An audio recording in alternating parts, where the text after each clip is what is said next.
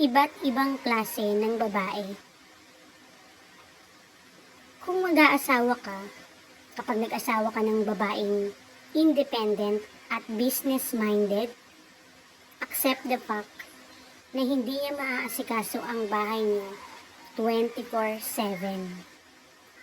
Kapag gusto mo naman sa babae ay inaasikaso ka full-time at ang mga anak niyo, accept the fact na hindi siya kumikita ng sarili niyang pera at may time na mapapabayaan ang kanyang sarili, kakaintindi sa iyo at sa mga anak niyo.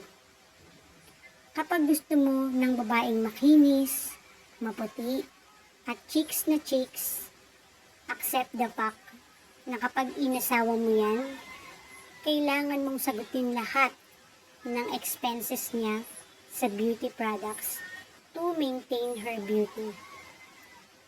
Kapag gusto mo ng babae na hindi ka bubungangaan, make sure na itatrato mo siya ng tama at tutulungan sa mga gawain.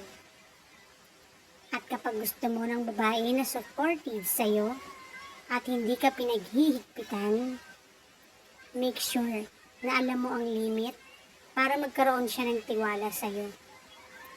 Remember, a woman is a reflection of how you treat her.